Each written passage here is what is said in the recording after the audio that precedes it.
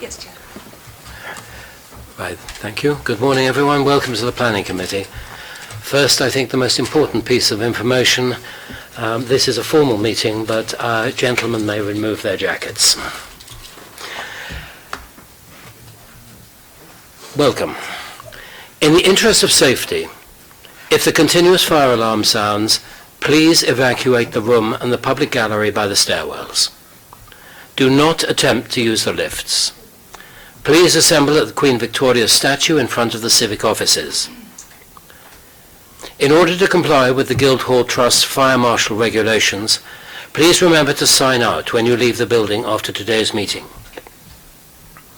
For those of you who have not attended this committee before, I will explain the running order for this morning, and possibly this afternoon. After committee members have declared their interests and agreed the minutes of the previous meeting, I will announce each item and ask those of you who are here to make a deputation to come and sit at the table. After the planning officer has made the presentation for the application, individual deputies will have 6 minutes to express their views, and joint deputies will have 12 minutes between them to make their views known. After which, you will take no further part in the proceedings unless we need to ask a question to clarify a statement that has been made. Members will then ask questions, make comments, and the decision on the application will be made. Both members of the committee and members of the public are reminded of the need to consider material planning matters and not to refer to any personal information about other members of the public. If you do, I shall ask you to leave, and that is members as well as people in the gallery. May I draw everyone's attention to the fact that this meeting will be live streamed from a camera at a fixed location at the back of the meeting room, and the recording will be on the Council's website. The camera will mainly capture the backs of those making deputations, but there will be some footage of those making deputations as they approach and leave the table where the microphones are located, and of people entering or leaving the room while the meeting is in progress. Members of the press and public are also permitted to record the meeting on the understanding that it neither disrupts the meeting nor records those stating quite explicitly that they do not wish to be recorded. Finally, may I ask everyone to use the microphones provided when they are speaking. The on-off button is the single button on the right-hand side. That concludes the introduction. Apologies. Do we have apologies? Yeah, there's apologies from Councillors Susie Horton, Lee Hunt and Judith Smythe. Right. And I also have an apology from Councillor Chris Atwell, who was standing in for, I think it was Councillor Horton, and he is unwell this morning. So we are slightly depleted, but we're still quarried. Next thing, declarations of members' interests. Councillor Donna Jones. Thank you, Chair. I have a declaration of interest in item 4, which is the application by Portsmouth Football Club, because I'm working for Portsmouth Football Club as the Strategic Stadium Director, so obviously a conflict, so I'll be leaving the room for that item. Thank you. Are there any others? Councillor Stubbs. Just really for information of the other committee members, I did check with the monitoring officer yesterday whether Councillor Jones' declaration gave rise to a declaration for Conservative members, and it doesn't, so we don't have to make a declaration on this. Thank you, Councillor Stubbs. No others? Yes. From the officer's side of the room, in relation to item 3, for the sake of transparency, we will declare that the Democratic Services Officer lives in the vicinity of the application site but has taken legal advice. This presents no issue whatsoever to her undertaking her administrative functions at this meeting. Thank you. We now move on to the minutes of 2 of our previous meetings. First, I shall just go through them page by page in case there are any corrections which people wish to make. Firstly, the meeting which was held here on the 20th of February 2019. First page. second page, third page, fourth page, fifth page, sixth page, seventh page, eighth page. Thank you.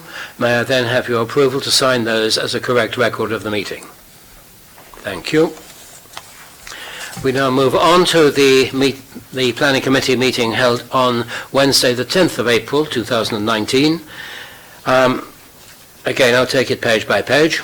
Page 1, page 2, page 3, page 4, page 5, page 6, page 7, and page 8. I therefore have your approval to sign those as a correct record. Thank you. Updates on previous planning applications. Sim. There's no updates. Right. Thank you. Chairman's notices, which I'm putting in at this point. Firstly, that although this meeting is being held at 11 o'clock on a Thursday, it is our intention to return to with the next subsequent meetings to the normal time of 1 p.m. on a Wednesday. Secondly, thank you all of those of you who attended the training yesterday evening. I have to announce that the training which had been set for the 5th of June has, for reasons which I suspect we all know, been cancelled, or at least it has been postponed. There will be training on the 25th of June, all-day training. This will cover legal matters. This is not compulsory, but it is certainly highly recommended, since if you do not attend and receive the training, you do lay yourself open to certain legal challenges.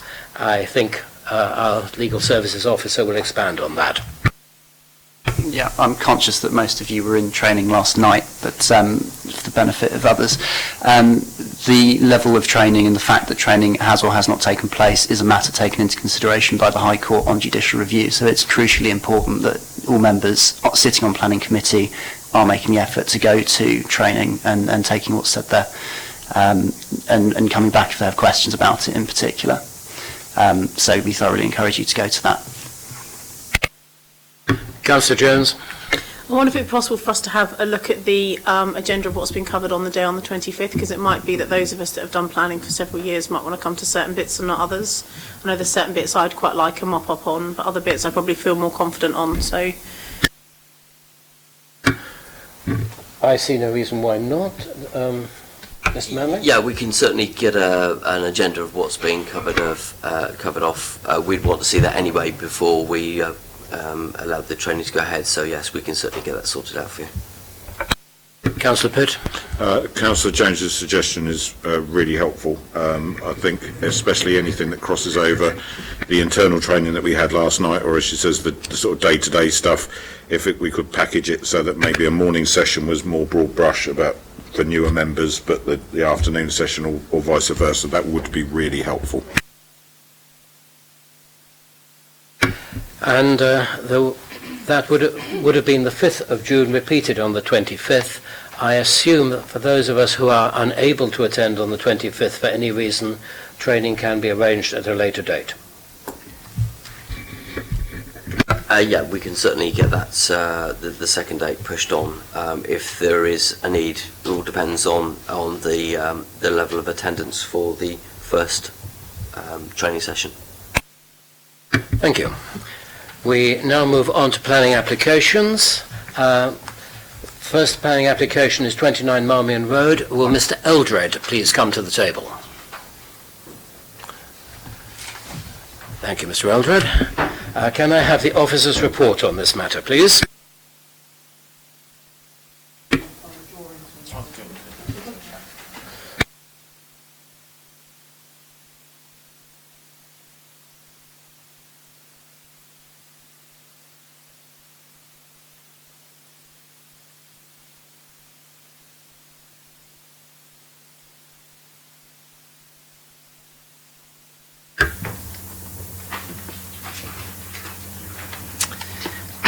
Thank you, Chair. Good morning, members. Sorry. Planning permission is sought for the installation of an extraction duct to the rear or north elevation. The application relates to a 3-storey end-of-terrace building located to the north side of Marmion Road, at its junction with Wilton Place to the west. The ground floor comprises of a commercial unit which was granted permission for A3 use in February 2017, with residential to the above floors known as Clymer Court. The application relates specifically to the north elevation of the building, which acts as the main entrance to Clymer Court. Clymer Court consists of 14 residential units with access to a rear courtyard and garages fronting Wilton Place.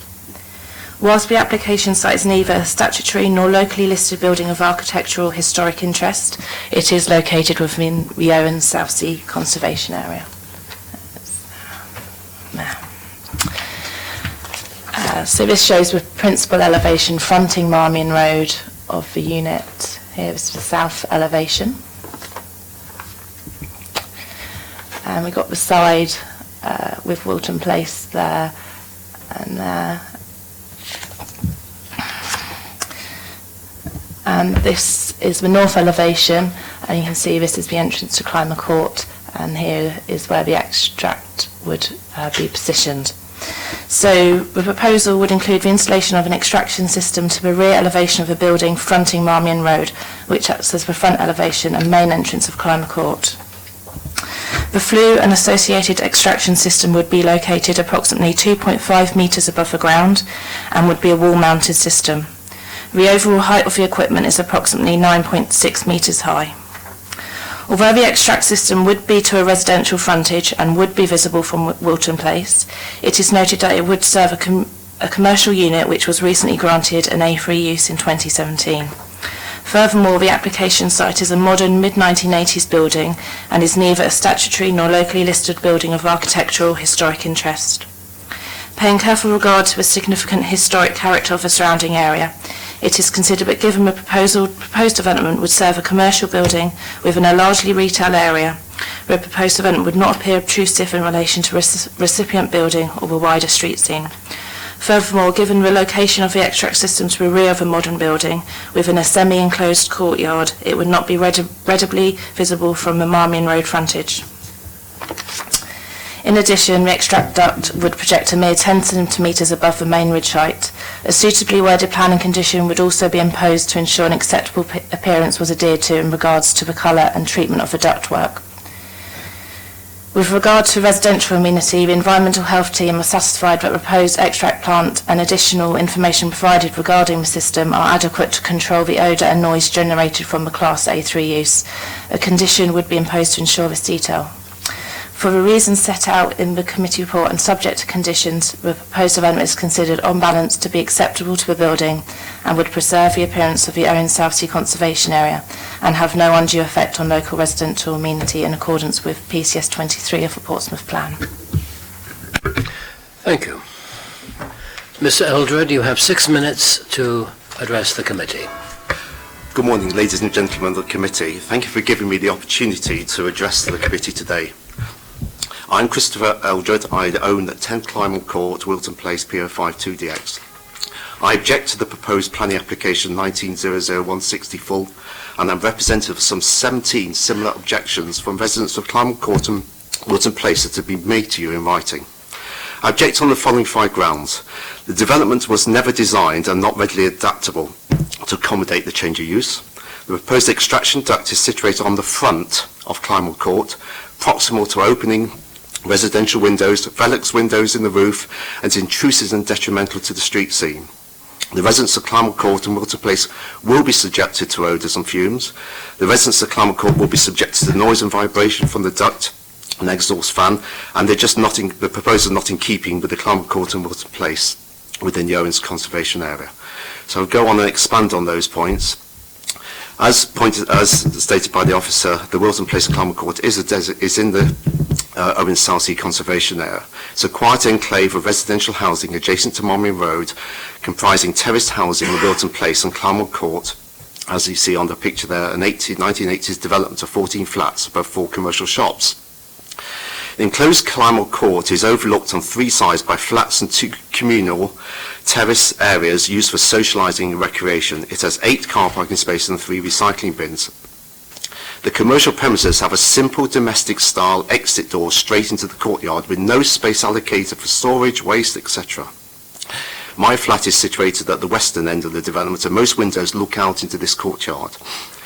This is not a location readily adaptable to the proposed use, and this has resulted in the proposed duct being located up the front of Clymer Court. I've not found another situation in Southsea or Portsmouth when an extraction duct has been placed on the front of a building. Similarly, there's no room for waste storage, a safe access, air intakes, etc., which are all part of it. The proposed extraction duct is a 50 centimetre by 50 centimetre cross-section and greater than 9.6 metres straight up the front of this 3-storey building, as you can see there. It's within touching distance of the front door, adjacent to the letterboxes, intercom. It is on the front of the building. A silencer and flexible connections will also include somewhere, but it's not clear if this is external or not. If you are in any doubt that this is the front of the building, the proposer's own photographs and those on the screen at this moment in time shows you, we've got the 2-foot high lettering says Clymer Court there. The ducting will be highly visible to all residents of Wilton Place and Clymer Court as well as all passers-by. There is nothing subtle about this. The drawing attached to the planning application is a simplified representation that does not represent the reality. This is a piece of undisguised industrial design which includes brackets, joints, access hatches, silencers, cowling at the top, which is not shown on these drawings, with a jet extractor. Irrespective of the fact that it is painted, it will be both highly visible and an eyesore and not in keeping with the building or the local street scene. Would any members of the committee accept such a structure on the front of your house? Probably not. No information on the food to be prepared has been submitted, but even if it is what we anticipate to be Mediterranean food, they may include high odour, deep-fried, charred grilling, wood-burning stoves, international foods, both now and in the future. No odour assessment has been carried out, and the level of odour control proposed may be insufficient and may require exceptionally high level of odour control. The size and shape of Clymer Court and the prevailing westerly winds will encourage both downdrafts and turbulent air, resulting in odours at low levels, and the adjacent Velux windows, which are not shown on there, within the roof of Clymer Court. No computerised fluid dynamics modelling has been undertaken to satisfy the developer that this will not be the case, and the risk of perceived odour at sensitive receptors is real. It is stated that anti-vibration mountings will be used, but this is a partial mitigation. Noise and vibration at a range of frequencies will still be experienced by residents, and there's nothing to back up an assumption that noise and vibration will be acceptable. It should be noted that at this point that there's no coherent specification, detailed design documentation, engineering drawings or layouts supported by detailed modelling or specific calculations regarding the ventilation system as a whole and noise, vibration and odours to substantiate the proposals.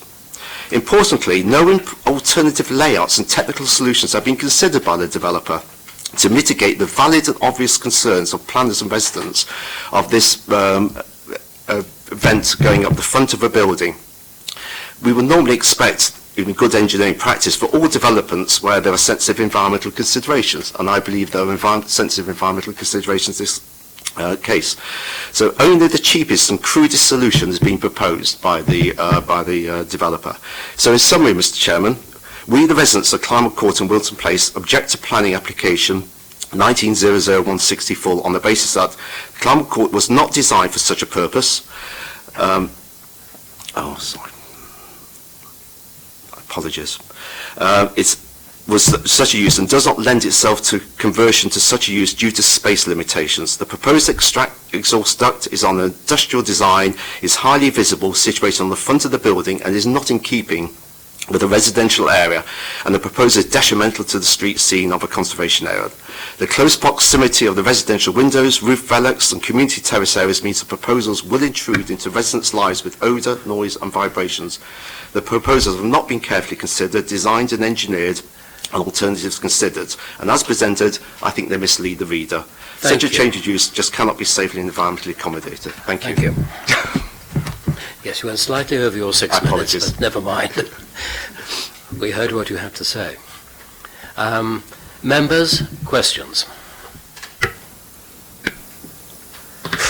Councillor Norton, then Councillor Stubbs.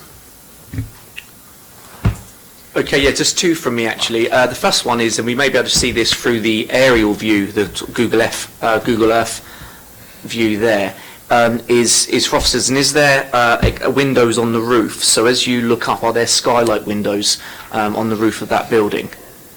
Do we know? Can't see it from there. It doesn't look like it.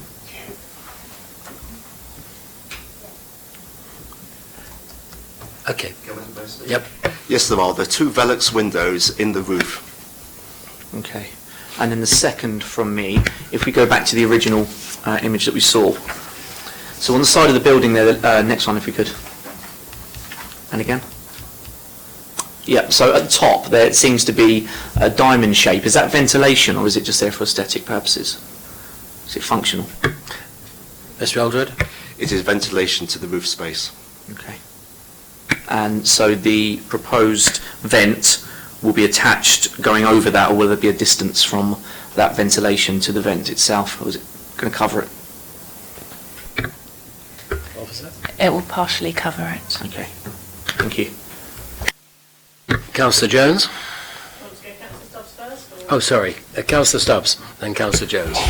Yeah, with regards to the Environmental Health Officer's comments and the second paragraph, where he says that there's been no information submitted with respect to noise. However, there's another report relating to the variation of condition, which is the change of use from retail into a different use, which does have that information. And my question is, how does that all fit together from the point of view of enforceability if this application is granted? Because this application, seemingly, doesn't have anything about noise in there, and it's this application, I assume, that overrides the condition in the other one. So how do these two applications fit together?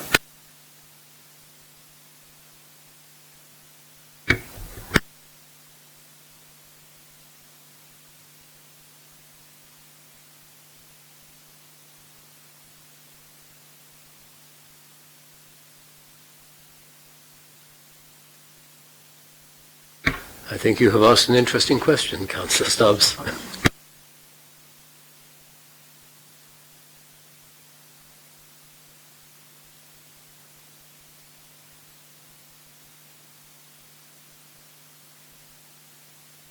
Thank you, Councillor. So you were talking about the previous condition with the other application and so on. Yeah. I understand there was a discussion around that, and the route taken was, as this application was in, to try and deal with the technicalities in this application, and should this application be approved, we'd also want, for procedural reasons and neatness, to tie up the pending condition application, and if this application is approved, then presumably the same technical details would be submitted to retrospectively or to tie up and catch up with the previous condition. In respect of the noise issues, you pointed out that Environmental Health had said that no noise information had been submitted, but the colleague Environmental Health went on to say that they went on to carry out other checks, and clearly, I mean, in the round in general, as long as they've got enough information either submitted or available by other sources to double check on the veracity and adequateness of technical specifications, clearly that's happened in this instance. If they weren't happy, they'd be asking for more technical information or saying to officers we'd recommend refusal. In this instance, they are satisfied on both noise and vibration and odours that we're able to issue a recommendation for approval. Just going back slightly to the previous points from Councillor Norton, with the roof lights, yes, they're out of sight there, but I think that's why the flue goes right up to the ridge height. If it weren't for the roof lights, I mean, environmental health officers would look at that sort of thing. They're very, very careful to look around, not just on the host building, but other areas where there are recipients at height to make sure the flue discharges at sufficient height. So I'm absolutely sure they would have seen the roof lights on Clymer Court, and that probably explains why that flue discharges right to the ridge height and not just above the windows, you can see. So it discharges above the roof lights that are clearly on different roof slopes. So I'm sure they've taken that into account. And then lastly, you asked Councillor Norton about the vents, well spotted, on the apex of the gable there.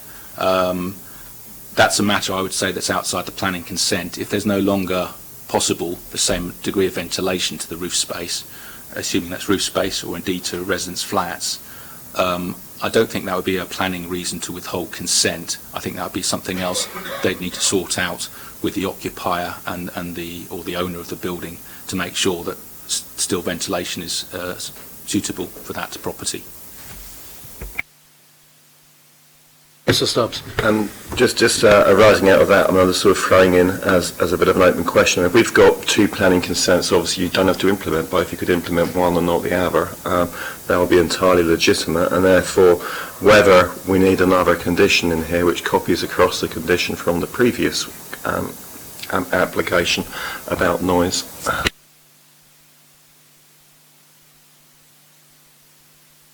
Certainly, Councillor Stubbs, I think that could be a proposal which you might wish to make. Councillor Jones. Thank you very much. There were two issues that I had written down following deputation from Mr. Eldred and also having read the report, and that is the first one is around what is described as the front of the building by Mr. Eldred, and the second one for me was also around noise. And just to clarify, coming from a slightly different angle on the noise element, the report, and my question refers to the second paragraph of the Environmental Health Officer's comments as well. It says that no information has been submitted with the application around noise. However, a report from Airtight, a noise check, has been submitted to discharge condition 3. So either information has been submitted or it hasn't, or are you saying that there was no initial information submitted with the initial application, but then they've submitted that since you came up with your proposed recommendations? Is that what it is? Or is that with reference to a different application? Because either they have submitted stuff around noise or they haven't, and paragraph 2, it's the environmental health comment, not yours, but it kind of contradicts itself a bit. Do you see what I mean? So the original application for the A3 use did not consider any external vents extract. It was just simply a change of use.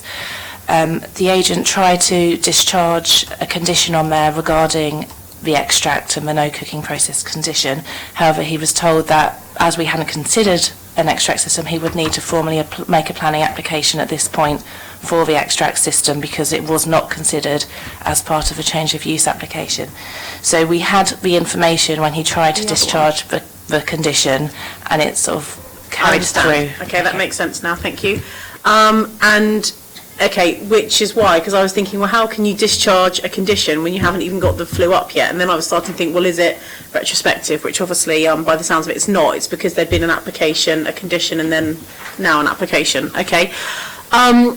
The other question then, Mr. Eldred refers to the proposed flue being on the front of the building. And just to clarify, I think I know the answer to this, but for the interest of openness and transparency, from a planning perspective, you count the front of the building as being the Marmion Road elevation, and that back part of the building therefore then being the back, because obviously for their property, the front is as he's described it. But from a planning perspective and from the planning inspectorate perspective, does Mr. Eldred have a point on a flue being installed on the front of the building, which is quite unusual?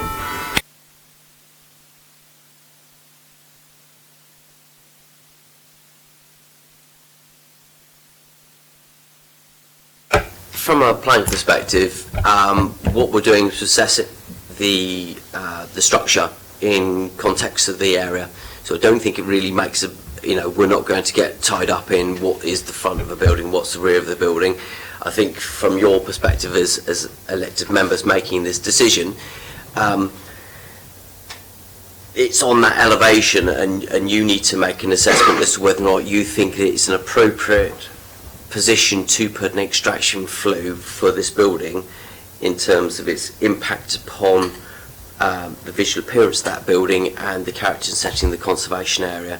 I wouldn't get too tied up in terms of what is the rear and what is the back, because I think because of a multiple use here, it's a little bit academic, because for one use it is the main elevation, for another it's the rear elevation. So I think we just need to take a step back and say, look at it from a perspective of impact of that on that building and the amenity impact that it has. Any other? Councillor Atkins.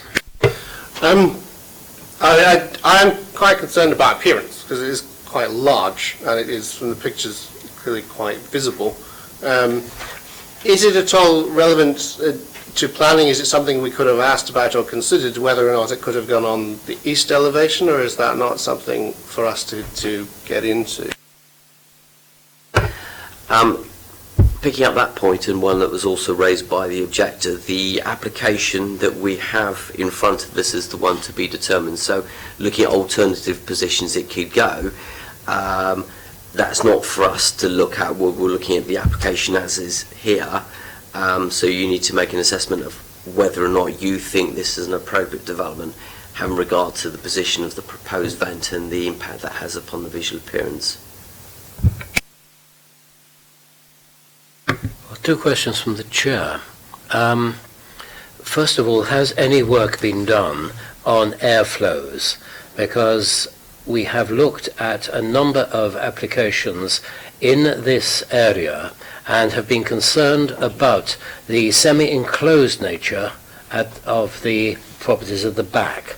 And here you have a semi-enclosed courtyard. You have an extractor fan only just above the apex of the roof. What effect will airflows have on this? Is there a likelihood that the downdrafts will carry the extraction down into this enclosed space? Thank you, Chairman. Part of the assessment the Environmental Health Officer carries out is the velocity of the material, the air being sent out of the flue. So it's a function of height and velocity and other factors. So undoubtedly, again, the officer would have considered the particular nature of this site and the courtyard, as well as the height of the flue's discharge and the speed of discharge, and undoubtedly he would have come to the conclusion, enabling him to recommend that it was okay, that it would have been discharged sufficiently high and fast not to be caught, in his estimation, by any swirls or downdrafts, etc. Thank you. My second question, again, concerns the acoustic testing and the vibrations. I've read the airtight noise check report, which says very little about vibration. Could you expand a little on how this flue will be mounted so that in order to minimize vibrations? Because quite clearly vibration would affect the enjoyment of their homes of the residents close to. Chair, there is in condition 3 on page 6, it does actually talk about the being a requirement for anti-vibration mounts to be put in place. So there is something that has been sought to be controlled by the Environmental Health Officer in relation to this, so that he is assessing it and making requiring anti-vibration mounts be put on the structure so that it doesn't transfer vibration into the building. Yes, I have read that, but if we look at this condition 3, can I have your judgment on how that will operate, and will it completely remove vibration from the walls, or will it just mitigate the vibration? I'm not sure that officers would be able to expand upon that. We're not experts on that element of that. That would be for something, if you have obviously concerns about that, then it would be only a question that an environmental health officer could provide. However, in putting forward the condition with that in, what the environmental health officer is saying is that that will be sufficient as not to result in harm to the residential community of the occupiers of that property. Are there any other questions, members? Comments? Oh, sorry, is that a question or a comment? Question. Okay. Just in terms of once again, the kind of size and appearance and the conservation area element, you've obviously concluded that you don't feel that it impacts too heavily on the kind of conservation area. Could you just, and obviously I've read your report and you feel that you can mitigate it by colour. Could you talk around on sort of how you weighed that up in a little bit more detail as to why you feel that was able to still be compatible with conservation area, to have quite a large industrial type flue on the exterior, visible exterior of the building? Maybe a little vague, sorry. Sorry. So the application was discussed with the conservation officer, who determined it was acceptable. As I said, the building is not listed, not locally listed. It's a mid-1980s modern building. The main Marmion Road frontage, as you can see, would be unaffected because it would be positioned to the rear. That's really the main considerations there. So is the road to the side is in the conservation area as well, or not? Is it just Marmion Road itself that's in the conservation area? The whole site is in the conservation The whole site area. is in the conservation. Okay. Sorry, one very final question. My last point is just, obviously the objectors have raised a number of points, as in your report you say are not relevant because they relate actually to the change of use application which was already granted.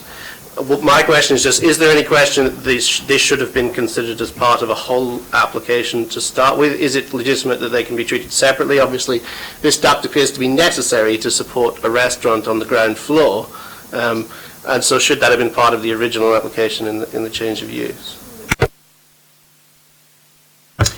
In relation to changes of use, the application, again, in front of them, of the officers at the time when it's granted permission, is the ones that they look at.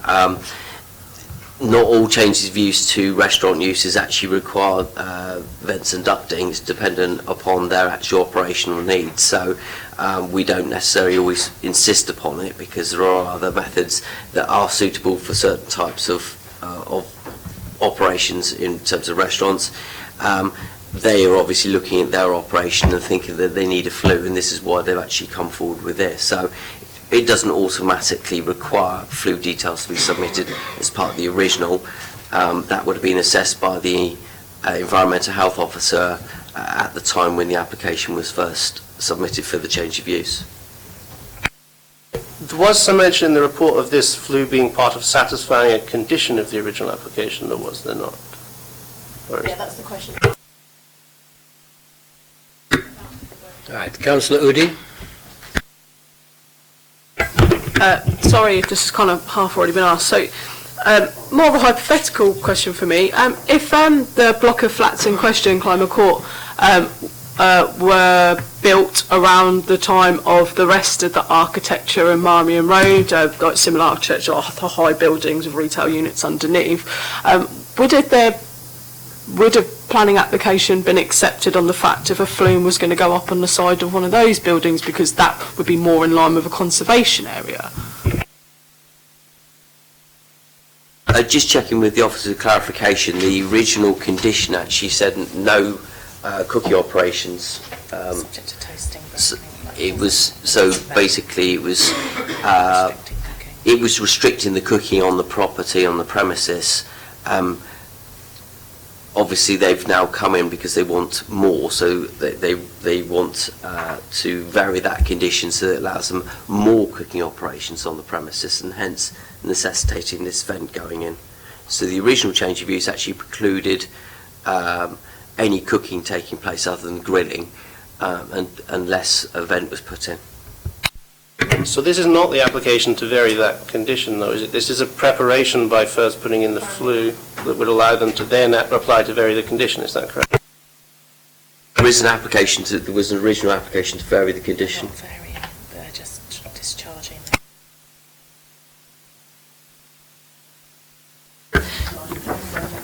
So they're trying to discharge the conditions on the previous application, but because there were no external alterations considered then, they had to make this brand new application before they could discharge those previous.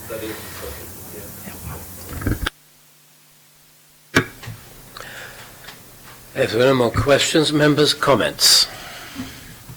Councillor Udi?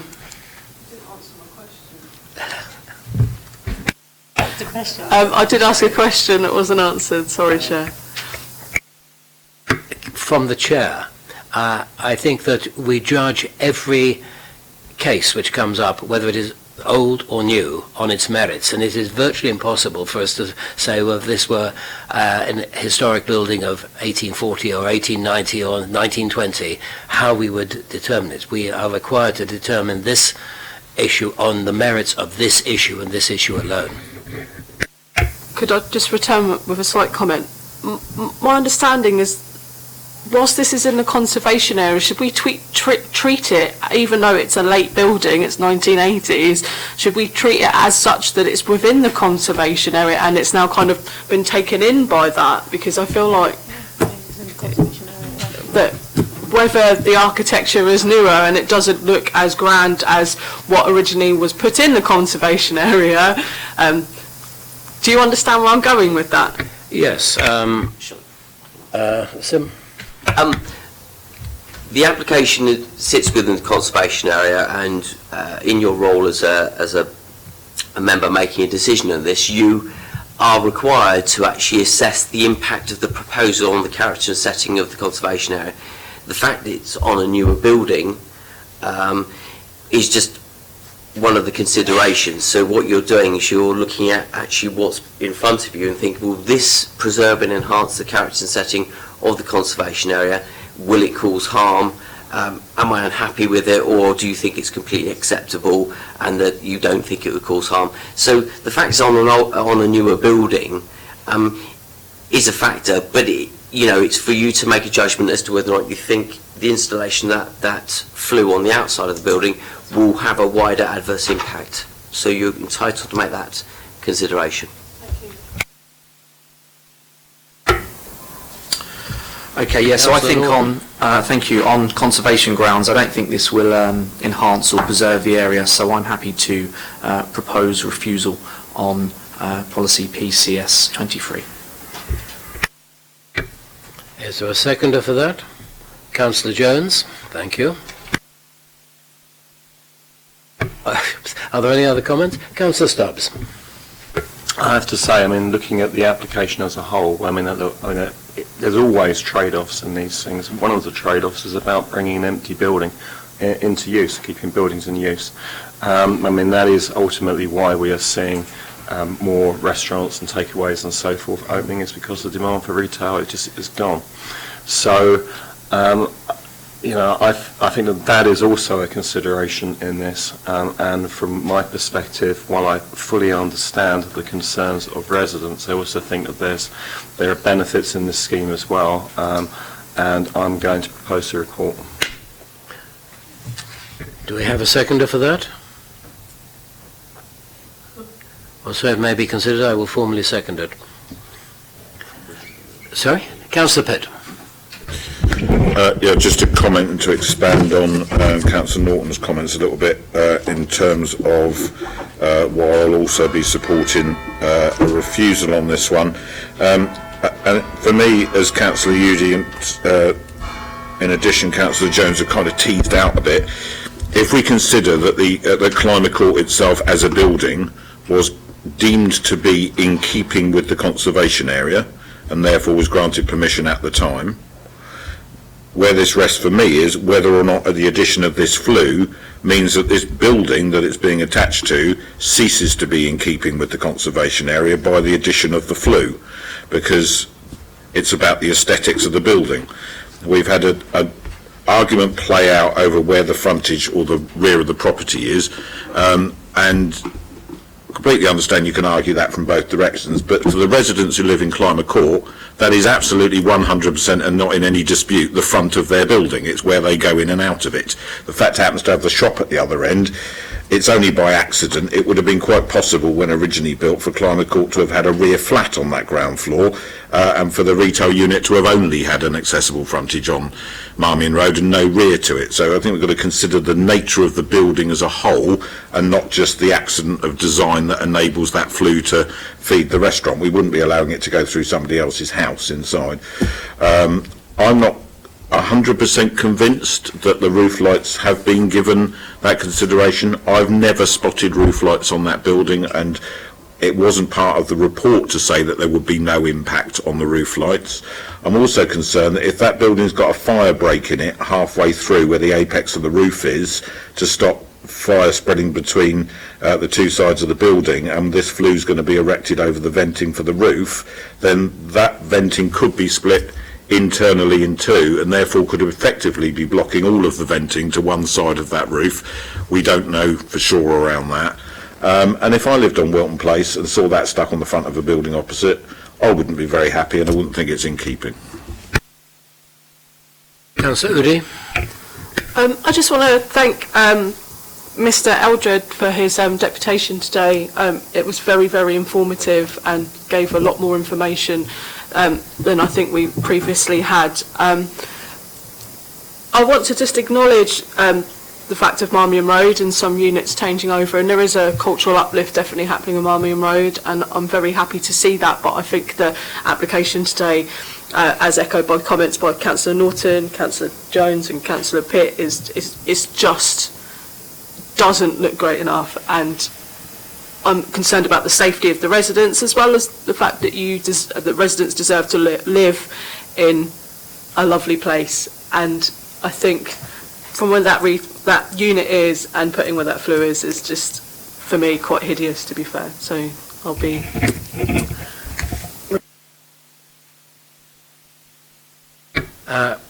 Councillor Atkins. Yeah, I think just to add my voice to what's already been said, I think this is very close. I think it's a very difficult balance, and to me the main concern is undoubtedly the appearance in the conservation area. I fully accept that the Marmion Road appearance is not affected, but the Wilton Place, I think, is quite substantially changed in character by having a large flue quite clearly visible on the front elevation of that building. And so I think in the conservation area, I consider that the intrusion of this particular application, for me, the balance falls the other way, and on balance, I think I agree with Councillor Norton that that policy PCS 23 would be grounds for refusing this. Now, am I correct in this, that there are two elements on which you wish to object to this? The first is a conservation area consent, that this is inappropriate development for the conservation area PCS 23, and secondly, that you are concerned about the effect of the outflow on the building itself, the vibration on the building itself, and especially on the roof space and the Velux windows attached to that roof space. Would that be correct? Councillor Pitt. Yes, but with the addition that we need to be very clear that the proposed development would appear intrusive in relation to the recipient building and the wider street scene. So it's our subjective view, which we're entitled to have, that this would not enhance the building or the conservation area. Any further comment before I go to the vote on this? Sorry? I just need to do Okay. Okay, I think the issue you've got here is that, as you rightfully put, you can make, you're assessing the impact upon the visual appearance of the building. It's a very subjective issue, and it's for the members to make that decision as to whether or not they think it's visually intrusive, both either to the appearance of the property, which you've indicated you think it is, and also to the wider setting, the conservation area, which again is a decision you can make. In relation to the impact, the air quality and the noise and odour, that has been assessed by our environmental health officer, and basically that goes into the realms of it's more objective. If we were to try and refuse it on those grounds, we would struggle to have an evidential base against which to refuse that, it does cause us a problem because we're saying, well, our environmental health officer, in their professional opinion, has assessed that and considered it completely acceptable. So if you are to go down that route, then that would be against an evidential base and would be likely to be difficult for the officers to actually come up with an evidence base to counter that and support that an appeal. In terms of the first element, the visual impact, that is obviously something that you can consider. What I would say is that if we are going to go down the route, I know you've made comments about the impact, but we would need to tease out a little bit about the harm you think that's causing to the conservation area. So as far as I understand it, you are considering that it's the adverse impact upon the character setting by reason of its height and location, size. It's just because obviously when we go for a reason for refusal overturning officer, we have to be very clear about what those are for any subsequent appeal. In industrial nature of it as well, I think it's a residential area. Councillor Atkins. I would fully endorse the officer's comments, and I would prefer to refuse this purely on the conservation area and appearance grounds. For me, it would be in terms of the size and the location on the building and the visibility from Wilton Place. While the area is retail, so not purely residential, in fact primarily retail according to the officer's report, I'm not sure this kind of more industrial type flue is so visible from the frontage of buildings and from street level in other locations on the site. So I think location on the building is quite important. Visibility is quite important. I think size is quite important because it is, after all, 9 metres and half a metre by half a metre square. So it's not an insubstantial thing that we're looking at here. It will be very visible and I think quite intrusive from the aspect along Wilton Place. Councillor Udi. Sorry to judge it back up. If we were not aware that there were Velux windows on the roof, do you think the environmental health officer might have had the same view of that as well? I cannot tell, but I think that certainly were any further application to be made, this is a matter which would have to be taken fully into consideration if it has not been this time, and there is no way I know. Councillor Jones. Right, Councillor Pitt, then Councillor Jones. Yeah, just to make sure that in the wording for why we are refusing, we need to be 100% clear that in our view, this is not appropriate for the reasons stated on the front of Clymer Court, because that's the key point here. If there's any argument made that it's at the rear of the building, then that could place the decision in jeopardy. I think we have to take the view that for the residents who live there is the front of their building. It's where the name of the building is, it's where they go in and out, and it's placing that on the frontage of the building, which is the main element of a refusal. Councillor Jones. Thank you. I mean, I've been having conversations with Councillor Norton throughout this, and this is a very narrow area. I think that we need to make sure that the wording that we put forward is very specific, because this could well be overturned at appeal unless we are very clear. And for me, I think it's about the fact the commercial element of this corner block is at the front and a bit to the side, but mostly to the front. And the predominant residential for this building is at the rear. And the addition of a flue is a commercial feature to this building. And the outlook, not just for people that live, Mr. Eldred and his neighbours, but also the people that live in the residential properties that face the back of Clymer Court, they are looking at the moment residential, and they live in residential, and they will be looking at a very industrial feature, albeit it may be rendered in the same way, but it is tall, as Councillor Atkins has said. So I think for me, it's about the fact it's an industrial addition to a residential elevation of the building, which is very important. I think that's the best chance we've got of getting this to stand up at appeal, if it gets that far. And secondly, I wonder if Councillor Pitt would just give way on his second objection so that we just go on PCS 23 on the conservation area. Fine by me.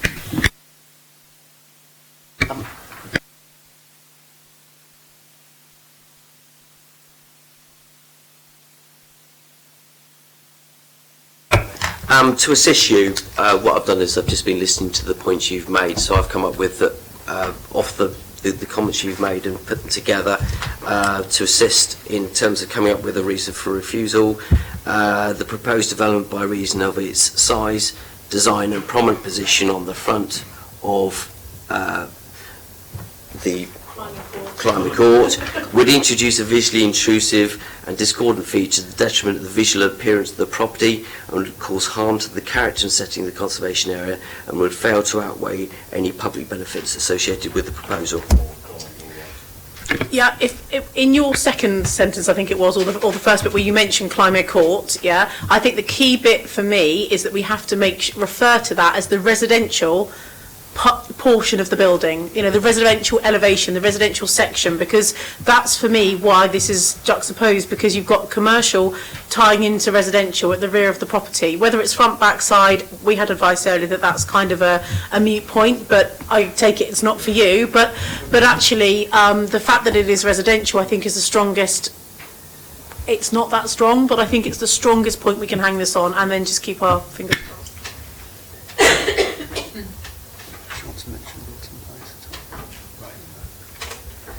Yeah. Words can be residential. We could, yeah. I mean, I think the point about it being residential, I think it is it's a fair point. If that's what you want to include, we could certainly include that within the appearance of the residential property, or this mix. Yeah. That was the discordant sentence. Yes, I think it's the discordant feature. So as long as you're happy, that what we can do is we can come up with that. The basis of that reason for refusal to, if that's what you're comfortable with. Yeah. Do you want me to read it again? Go on. It's only actually only introducing a residential, but the proposed development by reason of its size, design and prompt position on the front elevation of Climate Court would introduce a visually intrusive and discordant feature to the detriment of the visual appearance of this residential property and cause harm to the character and setting of the conservation area and would fail to outweigh any public benefits associated with the proposal, contrary to PCS 23 of the Portsmouth Plan. Are you comfortable with that? Not really. I'd still like one more sentence added in at the beginning. Can you use your microphone, please? Sorry. Can you start again, and then can I interrupt you when you get to the point that I think we need to insert another sentence? Okay, yeah.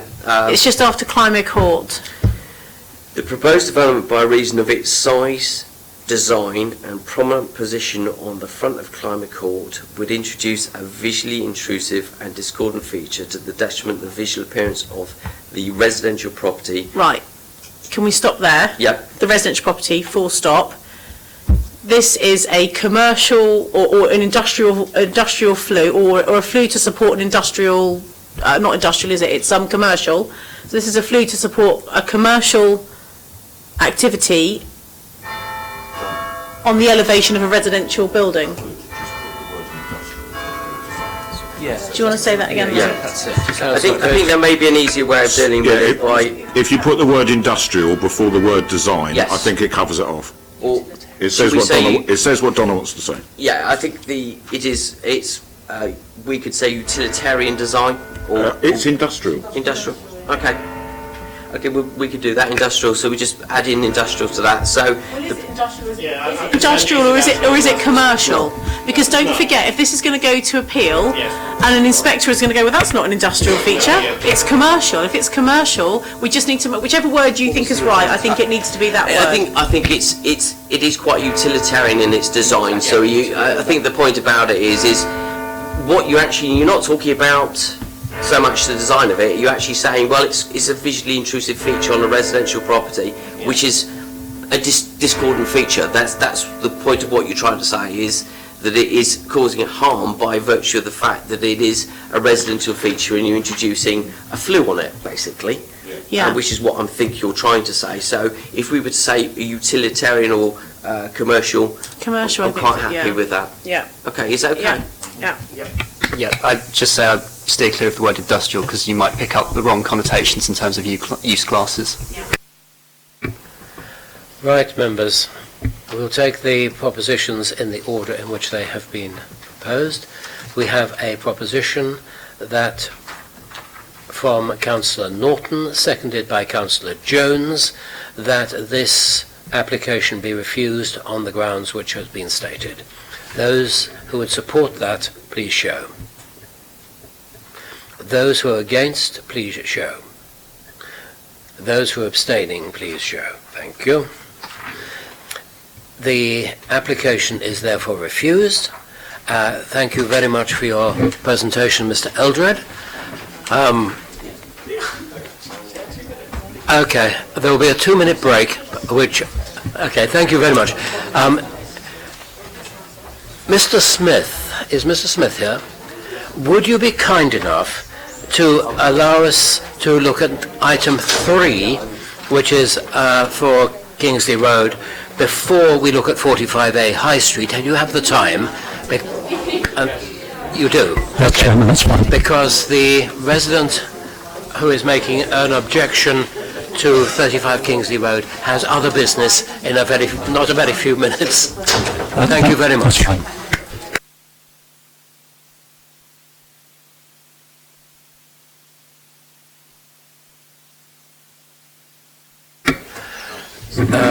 Romaine Spooner, is she here? Right. We're going to take Lydia Gardens Kingsley Road next, so that you can get to your next engagement. Mr. Smith has been generous enough to allow you to do that.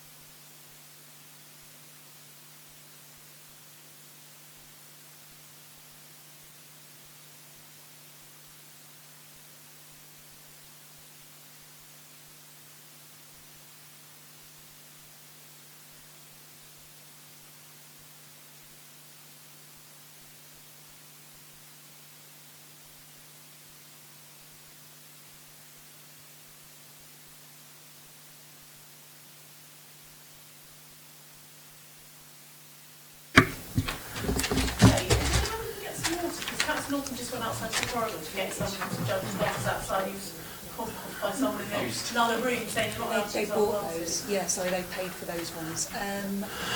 The fountain's been taken.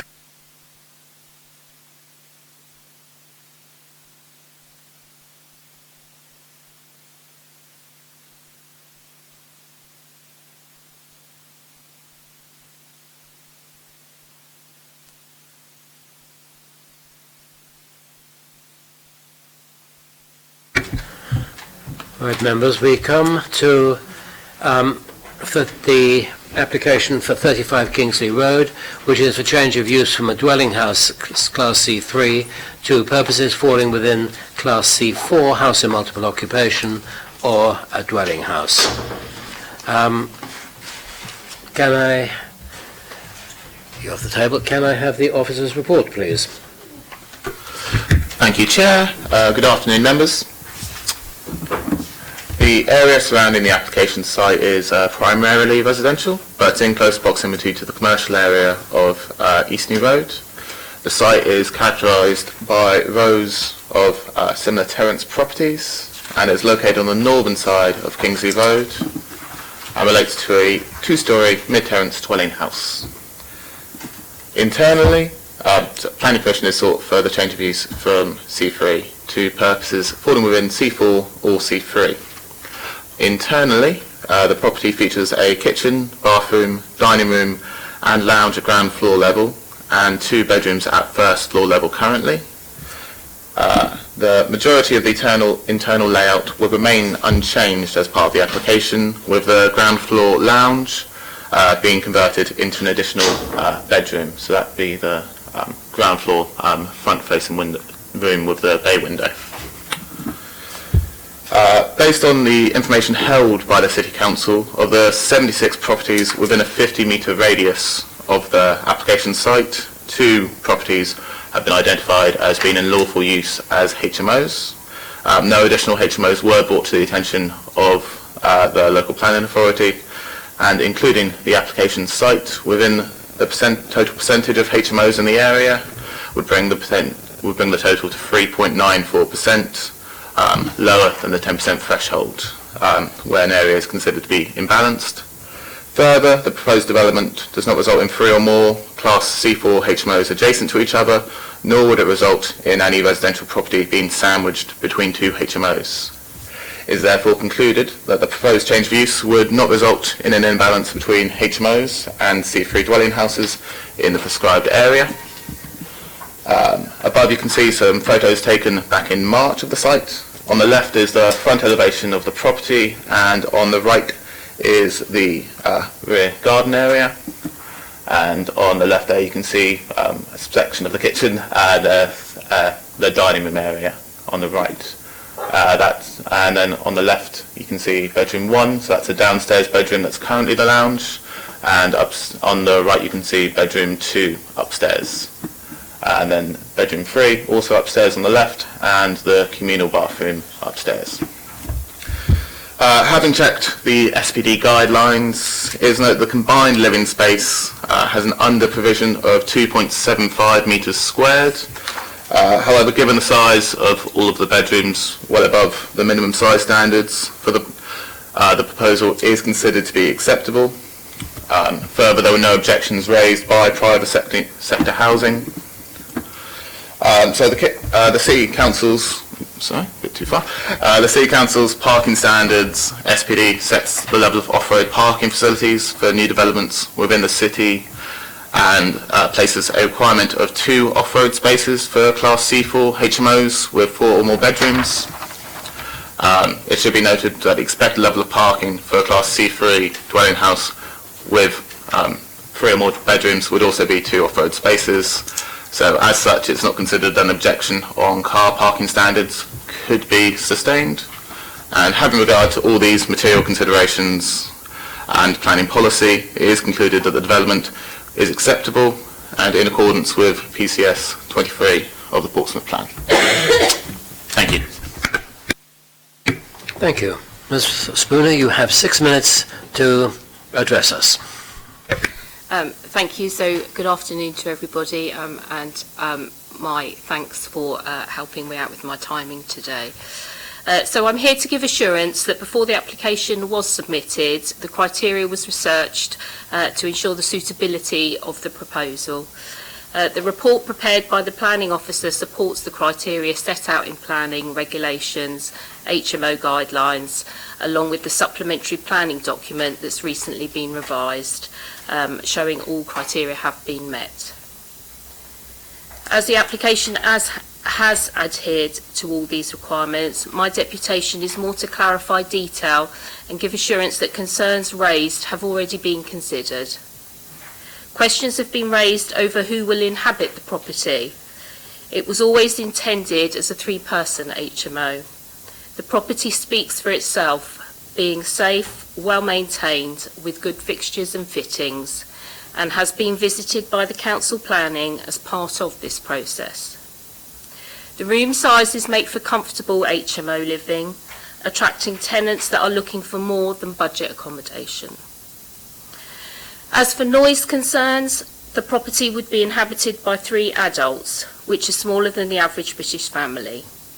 The building is of sound construction with double glazing. There is an audible nuisance clause in the tenancy agreement that we use, which could be invoked if ever need arose. Finally, parking. It's a citywide issue, so it would be unfair to suggest that we are exacerbating the already difficult parking arrangements. The view has been taken to position this rental property in a location where local amenities and public transport are at their best, including 10-minute bus routes servicing central Portsmouth, running past both hospitals and down to the Hard, a walk to the train station, all helping to alleviate the necessity for a car. A forecourt is present for a motorbike to park off-road and secure shed for the storage of bicycles. All feasible options for many in a city that is flat and compact. In conclusion, I'm an experienced landlord and have been inspected by a housing technical officer under the 2004 Housing Act for HMOs, and have always remained compliant and up to date with HMO legislation, so see no reason for the application not to receive full planning. Thank you. Thank you very much. Members, questions? Councillor Atkins. Does condition 3 mean that the property will not ever be occupied by more than 3 people? Is it limited to 3 people? Completely. Yeah, you'd have to apply for a new permission. Yeah. If there are no other questions, comments, Councillor Stubbs, Councillor Jones. Thank you, Chairman. I mean, we get quite a number of HMO applications coming through here, and there are really, when we've been over this so many times now, there are really just 2 standards we need to look against. One is the 10% rule, and the other is room sizes. Well, we're clearly under the 10% rule here by quite a way, and I've not heard any evidence of any additional HMOs, so I think we have to accept that bar as being cleared. The other one is to do with space standards, and while this building, you know, on the numbers we've got here, does fall marginally short, we've got condition 3, and I've not seen that on any of these previous HMO applications, limiting the numbers to under the regular 5, limiting it to 3, and I think that's a very sensible trade-off. So I don't think we can make any case that this is an over-intensive use, and for that reason I would like to propose a report. Councillor Jones. Thank you very much, Chairman. I'm happy to second that. I was going to propose myself, so more than happy to second Councillor Stubbs' proposal. I would just like one thing noted in the minutes, because I don't think we can't note it in the conditional permission because it's not relevant, but we do have a slight space standard, so I'd like it noted, if we can, in the minutes, if you agree, Chair, and the committee agree, that if this goes through today, we're granting permission because whilst the living arrangements don't provide the necessary space, the bedrooms overcompensate, so therefore overall, because otherwise what we're going to get potentially is other landlords who don't meet the living space and are just about on the money, or, you know, for the bedrooms using, well, hang on a minute, in Kingsley Road you allowed it when that living accommodation didn't quite meet, and it was 2.7 metres squared under, it's 2.75. So I think it would be great if we can minute that, so we can use that legally if we need to in the future when other people may try and stretch the boundaries somewhat, but I'm happy to support this. Councillor Pitt.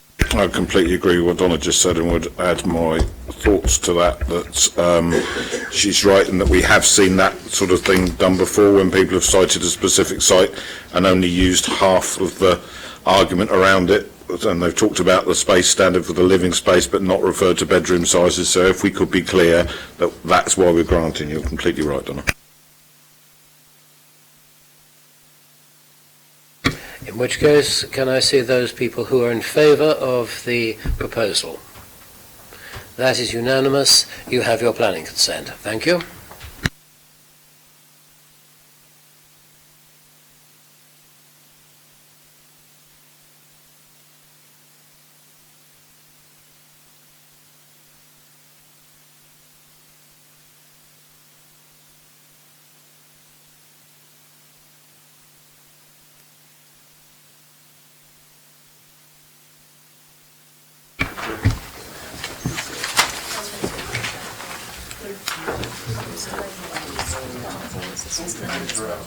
All right. Mr. Lane, is he here? Right. Right. Thank you.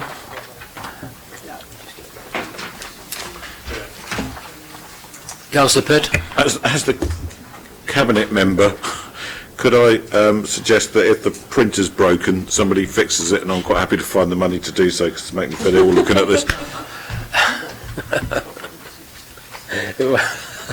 Thank you, Councillor Pitt. Could I just add a comment? We could get those 3D glasses, you know, the blue and the red ones, because I think that would work in this case. Right. And before we have the officer's report, Mr. Smith, thank you very much for your very comprehensive and detailed letter. That does help the committee. It is very useful to get detailed letters. Whether we agree with them or not is neither here nor there, but it is very useful to us.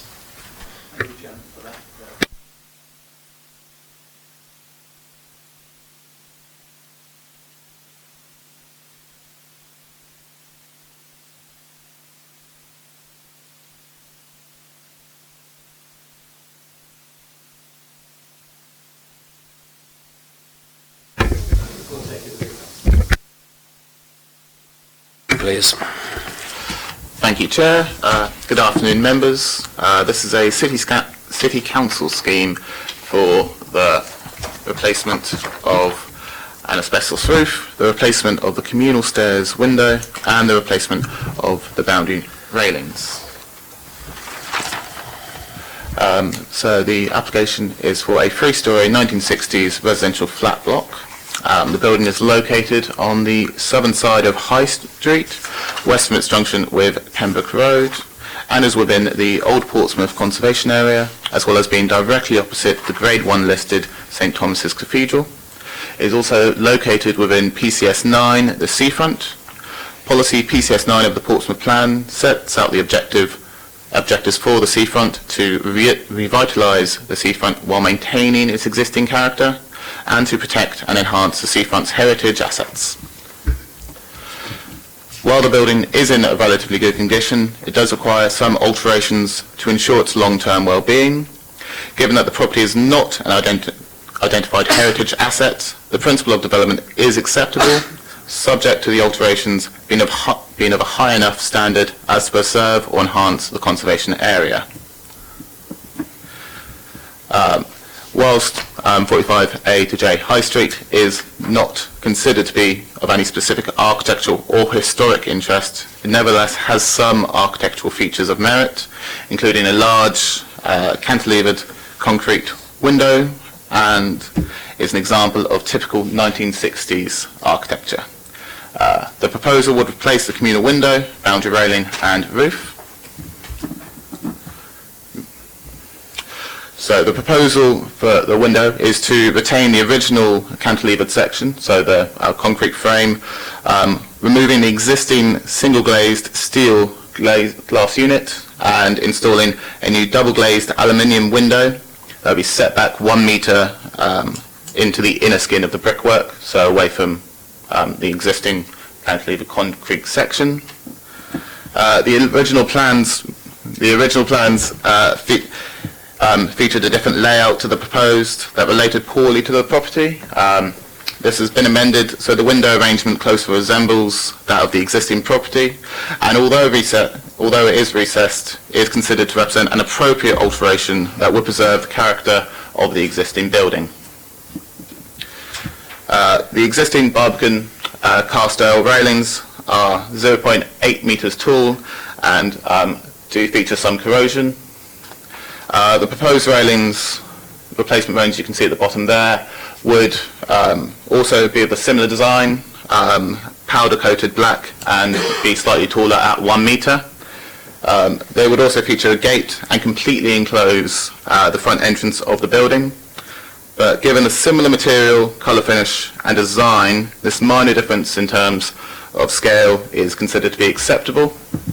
And further to this, the replacement would help to revitalise the appearance of the building and preserve the character of the conservation area.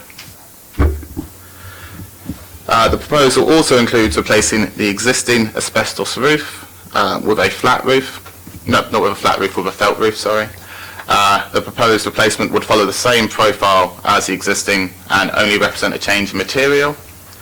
It is therefore not considered to present any significant change to the property's appearance and will preserve the surrounding heritage assets. Overall, it is considered that the alterations would have a minor visual impact to the property and maintain the existing appearance and character of the building within its setting, and that the alterations are considered to be of a suitable quality to lift the visual appearance of the building and preserve the character and appearance of the old Portsmouth Conservation Area, and is in accordance with PCS 9 of the Portsmouth Plan. Thank you. Thank you. Mr. Smith and Mr. Lane, you will each have 6 minutes. Mr. Smith. Thank you, Mr. Chairman. My name is Mr. Smith. I live at 45F, the High Street, which is the one with the window box on the first floor on the right-hand side, on the far right. I'll take each one of the proposals in turn. Replacement of the communal stairs window. The existing single glazed window is mounted at the front of the cantilevered window frame. The proposed window is set back and mounted over the internal brick wall. The cantilevered frame would stick out without a window, exposing the internal concrete structure to salt water and frost. The proposed decorative aluminium sheet only serving to trap moisture and hide the damage underneath.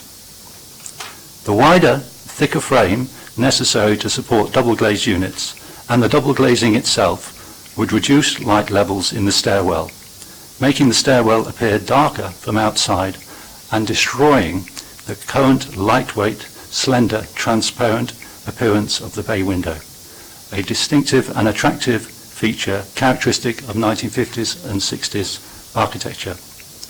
Building regulations do not require single glazing in unheated communal areas to be replaced by double glazing in every case. The existing window should be renovated or replaced with an identical single glazed window in exactly the same position. The proposed design exposes the base, sides and top underside of the cantilevered concrete window frame and the front outer bevel channel in the concrete designed for the window. Mounted on the internal brick wall, the proposed design exposes 2 strips of the outside wall within the cantilevered frame, on the east side and on the west side, including the downpipe from the window roof. I have some photographs which show this detail. You can't possibly see it on that photograph. To even the most casual observer, it would be apparent the window is missing. Sorry, you can't see it on that photograph either. Bottom right, it's hidden. There's a downpipe inside the window. The proposed design would look ridiculous. The existing window should be renovated or replaced with an identical single glazed window in exactly the same position. Replacement of asbestos roof with a flat felt roof. There is no evidence in the external condition report that the roof needs replacing. There is no evidence in the external condition report that the roof material is softening or cracking or that the fixings are corroding. The soffit, and this may be, you could say those are not planning issues, but this, we get to a possibly, I think this is possibly a planning thing.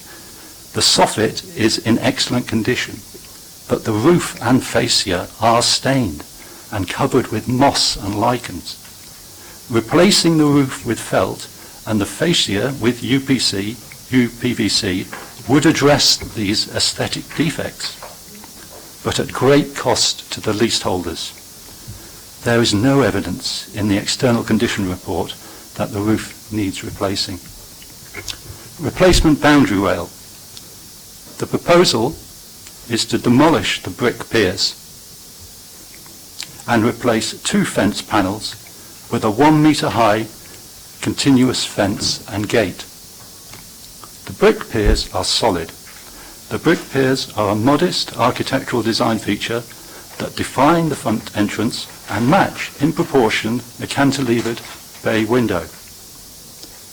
The brick piers are a place to sit and a place to rest heavy parcels. The brick piers are an attractive and useful feature. The existing railing is made from solid metal. The railing is an original feature that could be restored. The proposed railing is featureless, except in that the panels appear to be upside down. There are many interesting quality boundary fences around council flats in Portsmouth. It is very puzzling why such a low standard is proposed in Old Portsmouth as part of a £300,000 refurbishment scheme.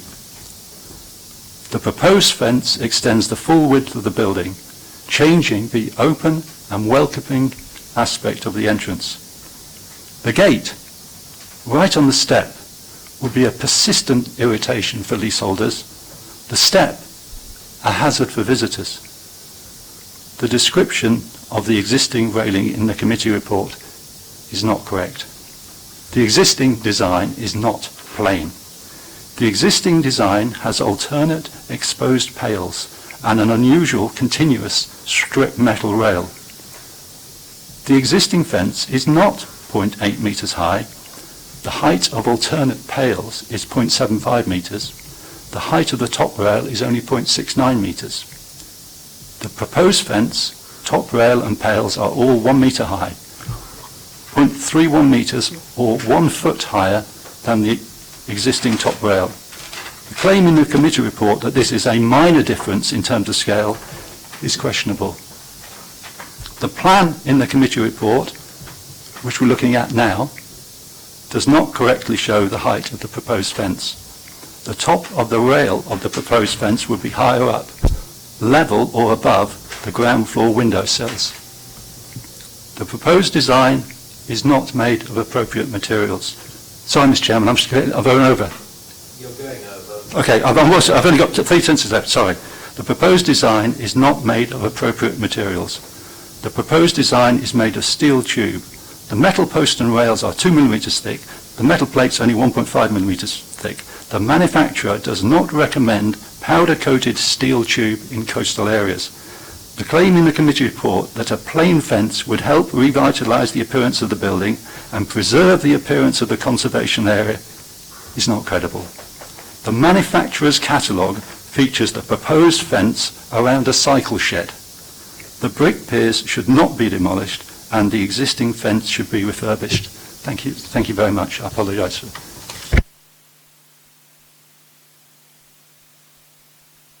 With you, sir.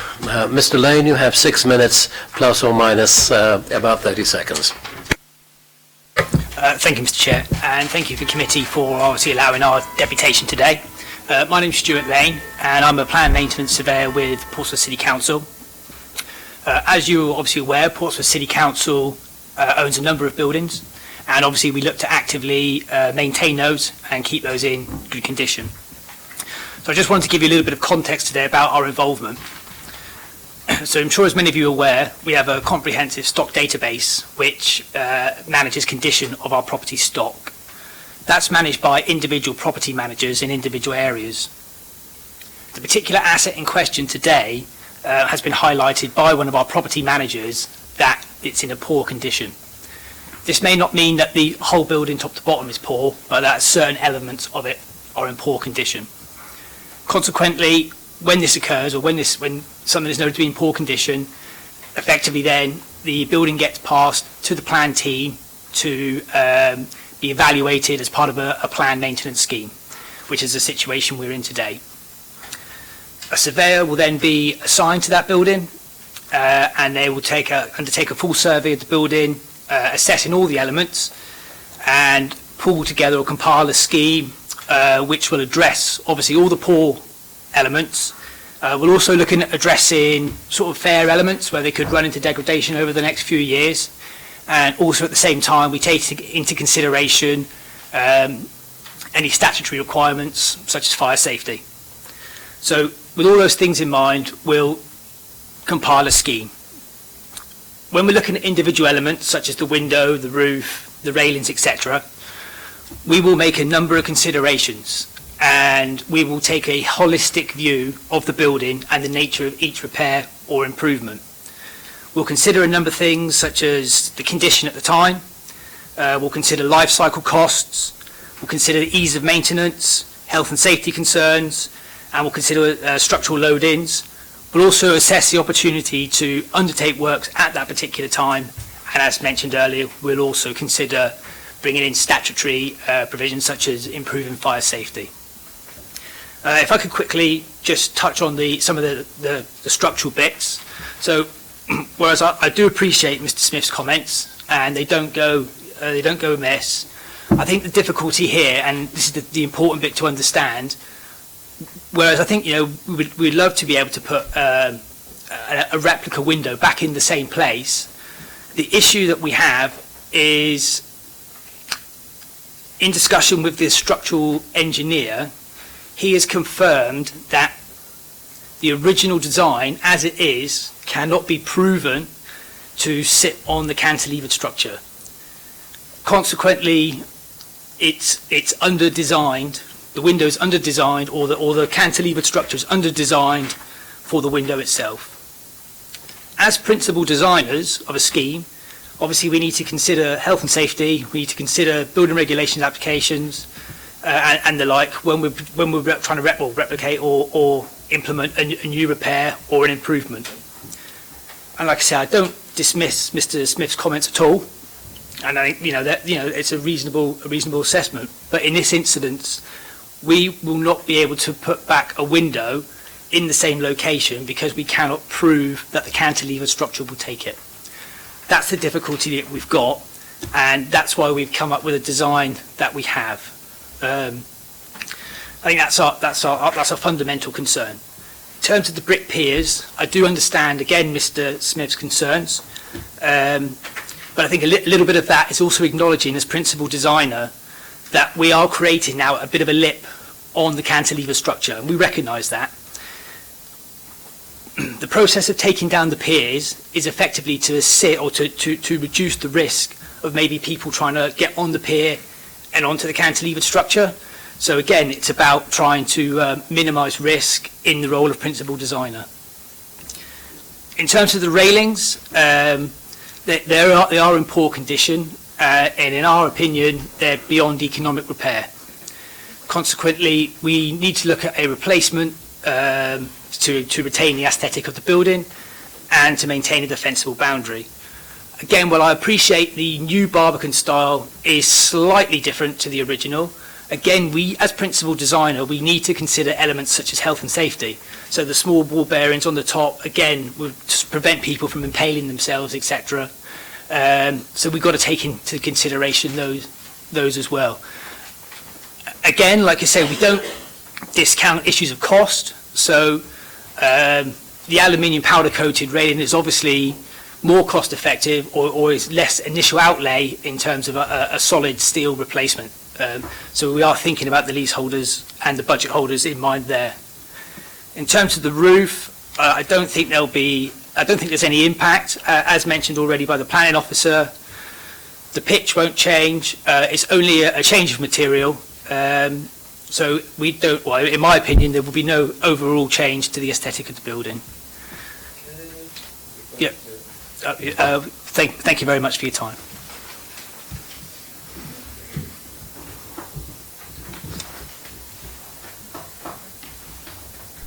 Right, thank you very much for your deputations. Both were very clear. Members, questions?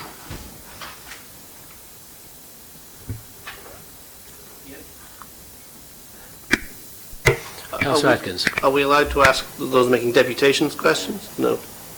They are matters of substance, yes. Yeah, I was curious to know why the gate has been introduced and the railings going all the way across the entrance when they weren't in the original. Yeah, the gate's just an introduction to the boundary to keep it as a defensible space, and will open in line with the front door.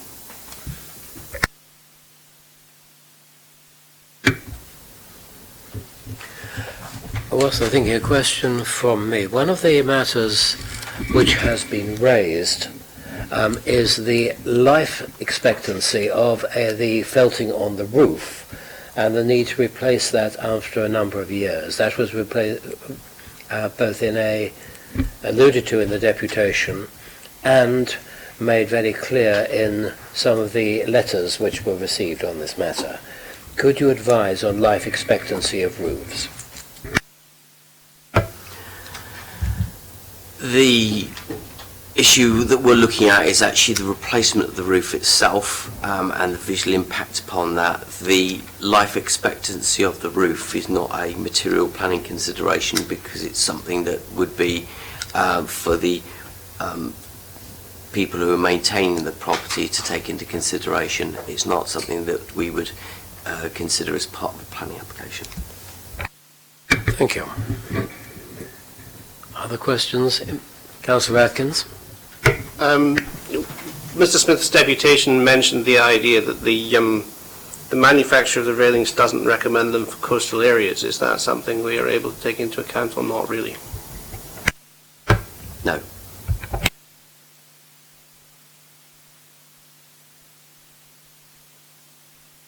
Members, any further questions? If not, comments? Is that a question or a comment, Councillor? It's a question, Chair. Thank you. We had some concern raised about the effect that the recessing that window will have as a result of exposing the concrete. Has anyone done any assessment on that at all? Because actually, before Mr. Smith mentioned it, it went through my mind as well. So I'm just wondering whether that's any assessment's been done on it. Mr. Manley? From our perspective, what we're looking at in terms of is the impact of the changes to the building, the actual function of the building subsequently and how that relates to building control and structurally operates is not for us to consider. We're just looking at how it impacts. It is one of our applications. It is something you can raise outside of planning application as elected member with the relevant department in terms of that issue, but from a planning perspective, it's not something we would be which would be material to consideration in the application. Okay, second question. I think what's bothering me a little bit about this whole application is it feels a bit, I'm not quite sure why it needed to be designed, why it wasn't just repair, because the proposed new window design, I know it says it's an indicative design in the plans, but I'm not sure if the residents haven't requested it and nobody else has thought about it, why somebody's had the bright idea of putting shaped windows on both sides of it, which has got nothing to do with the historic nature of the building. So that is a material consideration, isn't it? Because it's a visual change, and if it's only indicative, are we able to give any steer as to whether it should retain the original concept or not? The application in front of you, if you are concerned that you would like for it to be retained in its original appearance, that may actually generate problems, but I mean the point about it is the application in front of us should actually be representative of what's going in, so if you wish it to be replicate what's there at the moment, that's in something you can actually require to be conditioned. Interested in what other members think. Well, whilst they're thinking, a question from the Chair. One of the elements which has not been raised is the removal of the existing tile finish, which, as you can see from the bottom right-hand picture, is very distinctive, and replacing it merely with render. Is there a conservation area view on the removal of so distinctive a feature within a conservation area? Yes, Chair. That was part of the original proposal. After subsequent negotiations, the tiles will be retained as part of the application. So, members, you may note that on the page in front of you, that where it says remove existing tile finish and replace with render, that may be deleted.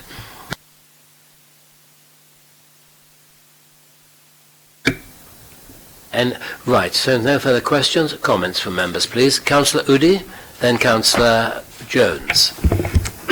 I've got a broad range of things to say over this. I'm in love with post-war social housing architecture, so this building I absolutely adore. I don't particularly like this planning application. I agree that you have to have the roof replaced because there's asbestos. The safety features of the railings I get because it's 2019. My concern over the cantilevered section and the window is that I would love it to remain that it is. Maybe bring it back forward and replace it with, I guess, we're moving to double glazed windows because of energy saving and just being generally conscious about what we do these days. I was going to bring up the tile section, but I'm glad that has been resolved almost immediately because that is a fabulous part of the building. I just want to make a point about spending money on Portsmouth City Council owned buildings. Whilst this is social housing, it's in Old Portsmouth and it's in quite an affluent area, and I represent a ward that has a significant amount of Portsmouth City Council owned buildings. I have people begging to have their front doors replaced because they haven't been changed in 20 years, and flat blocks, especially the courts, are in dire need. The courts in Lamport are in dire need of renovation, and I'm quite frankly upset that money's being spent down here and I don't really see it get spent significantly in areas that I represent. But I just need to make that point because this is an application from Portsmouth City Council and I reserve the right to be critical. I want to thank Mr Smith for your objections, but I clearly can't see any way why this can be refused today because your building is in need of repair, especially over the roof incident. I don't know if any of my colleagues would be willing to try and say something over the window because I'd like it retained at the front and not a metre back in, but I would appreciate anyone's help, but thank you. Councillor Donna Jones. Thank you very much, Chair. I'm proposing the officer's recommendation, take on board the deputations today and members' comments. The railings, I think, create a nice sense of distinction for that particular building by having a continuous railing with a gate in the middle. The roof is no change to the design at all. It's about the material on the roof, and the only reason that is coming forward is because it's in a conservation area. This building, anywhere else in the city, if it was outside of a conservation area, of course, would not therefore be subject to planning. The window, it's a tricky one, but we have to bear in mind, and we've had quite a good explanation from the housing officer as to why the window is being recessed, because even though it is a current refurbishment of an existing 1960 style protruding window on that block of apartments, on that block of flats, you do have to comply with building regulations even if you are refurbishing an existing building. And so actually for me, you know, if you're putting a new window in, the council as the freeholder has to be satisfied that it is safe.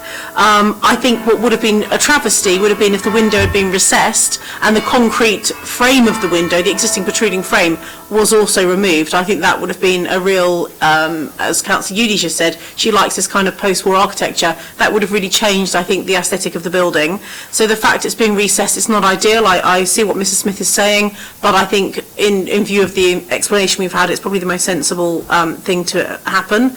I'm pleased the tiles are remaining. I think that they are an attractive feature and certainly add to be much more interesting than plain render. And again, it's in keeping with that 1960s architecture. So whilst I appreciate the window is not grey, I understand that there is a bit of a tension there. I think on balance of the whole application, you know, I'd be happy to support the officer's recommendation. And just as an aside point for Councillor Udi, just to bear in mind that anyone who lives in that block that's bought their flat will have to pay a percentage. Yeah.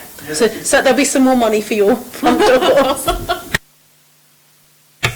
Councillor, just conferring amongst ourselves, and it's been raised of the point that the drawing number 3, revision B, gives an indicative design. We think that the appropriate way to deal with that issue is to amend condition 2 so that any final design to be implemented must be approved by the local planning authority on an officer level in design terms. Is that something that members would be willing to endorse?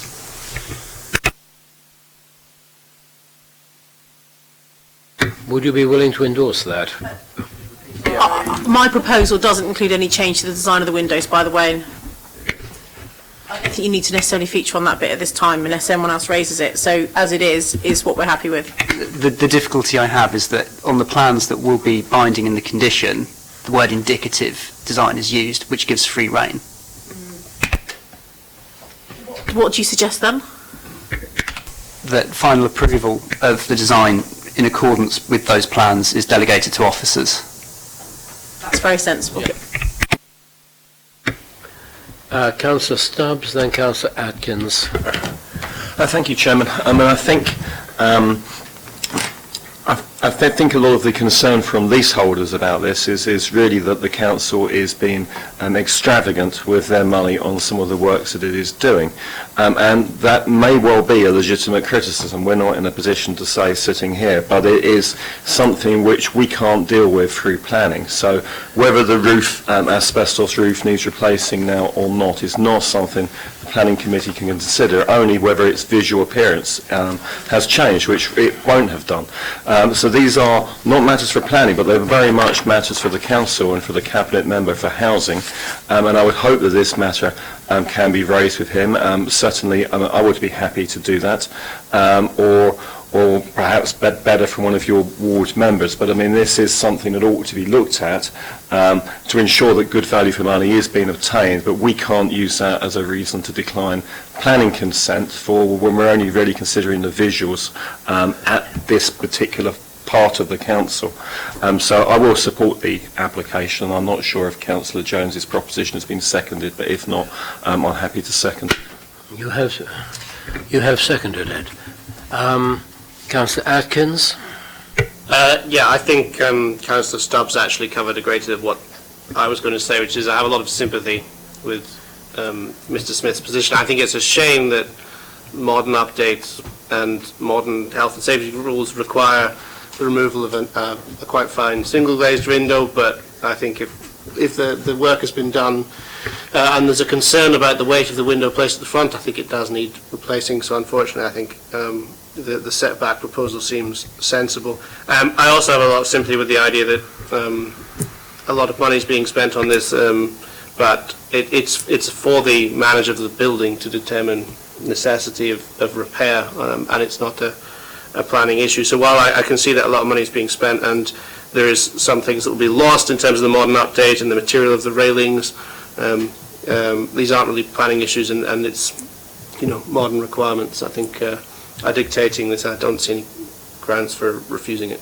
on the basis of planning rules and appearance. Right, members, you have a proposition which has been proposed and seconded, and it has been accepted by Councillor Jones that we add to condition 2 that it is subject to the approval of the local planning authority in relation to the design of the casement window on plan 003 revision B. With that addition, can I see those members who are in favour of the proposition? That is 5. Those against? Those abstaining? Thank you.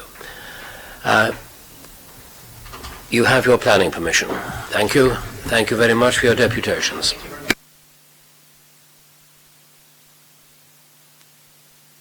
I believe, Councillor Jones, you are withdrawing for this final item. Thank you very much for your contribution to the debate today.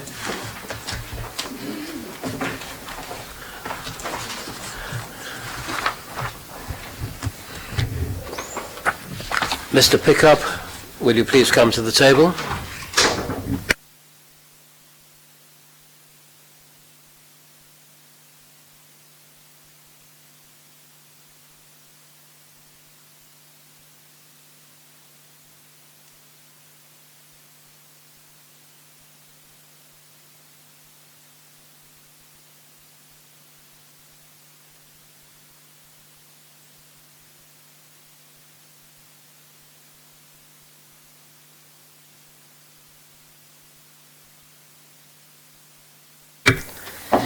Thank you, Chair. Good afternoon, members.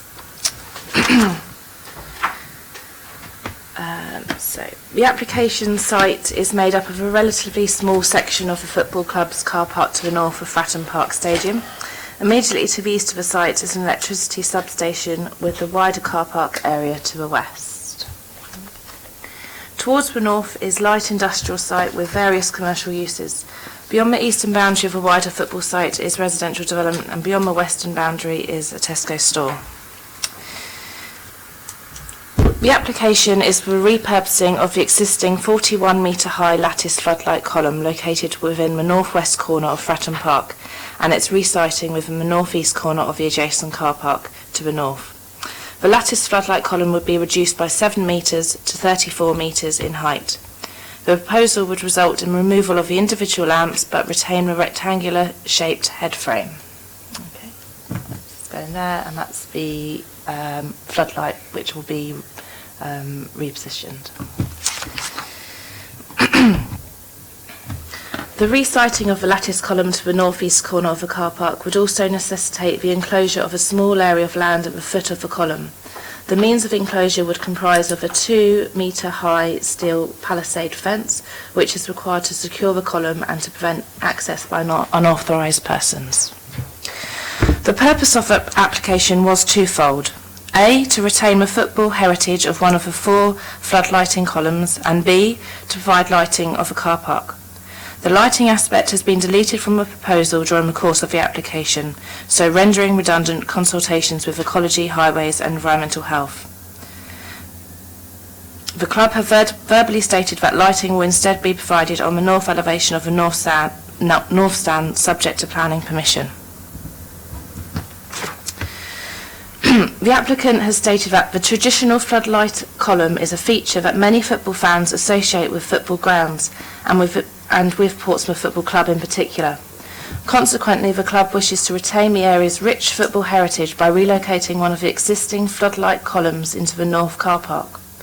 Whilst it is proposed to remove the light bulbs from a rectangular head of the column, the structure would retain its iconic shape and profile, acting as a visual reference point to fans making their way to the ground. It is accepted that the floodlights are an iconic part of the city's landscape and are synonymous with the football club. Although there would only be 1 column, not 4, and it would be sited outside the stadium, the justification for retention and relocation is considered to be a reasonable one, enabling the club to retain a part of its sporting heritage whilst conforming with modern standards and requirements with new lighting in the stadium. The lattice tower would be sited further away from residential properties than the existing structure and would still be seen in the context of the football club. Furthermore, due to the commercial nature of the surrounding area to the north and west, it is not considered that the development would be intrusive or out of keeping. The site lies within a spur of PCS 11 employment designated land, where the policy seeks to promote employment development and protect existing. It is not considered the relocated column would be prejudicial to PCS 11, especially as it could be moved at a later date where wider development proposals needed for that piece of land. With regard to residential amenity, it is considered that the resited lattice column would have little, if any, impact on local residents' enjoyment of their homes. The resited lattice column would be some 45 to 50 metres to the west of the rear elevations of the residential properties in Alveston Road. The current separation distance between Alveston Road properties further to the south and the floodlights in question is between 20 and 30 metres. Due to the open lattice construction of a floodlight, it is not considered that the proposed development would result in a loss of outlook or a pier overbearing. This is further aided by the separation distance between the tower and these neighbours. Furthermore, the tower would be 7 metres less in height than the existing structure. It is therefore considered a proposed amendment would not be harmful to neighbour amenity. All other matters are set out in the officer's report. It is therefore contended that the application, as proposed, would preserve the character and appearance of the football stadium and surrounding area, would be proportionate to and in keeping with its purpose and function, and would not result in unacceptable harm to residential amenities of the adjoining neighbours.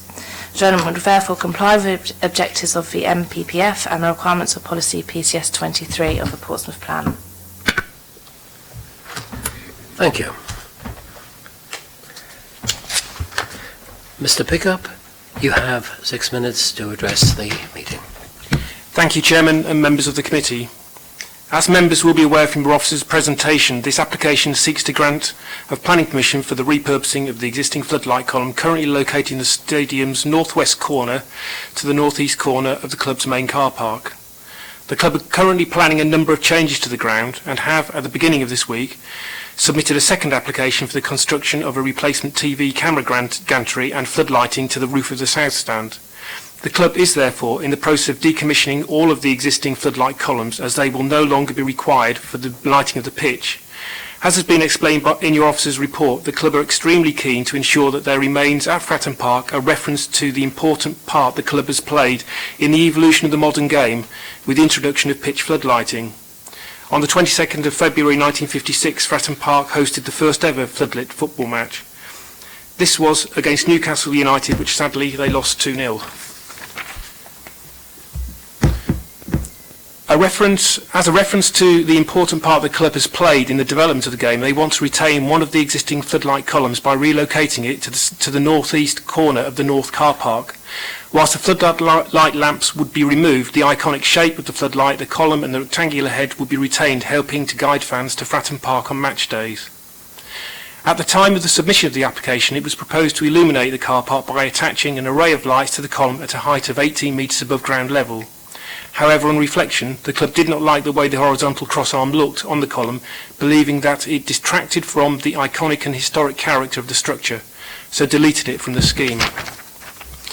In conclusion, it is hoped that members of the committee will support the club in its endeavours to improve Fratton Park, whilst at the same time enabling it to retain part of its rich football heritage, with the resiting of this column into the northeast corner of the adjacent car park.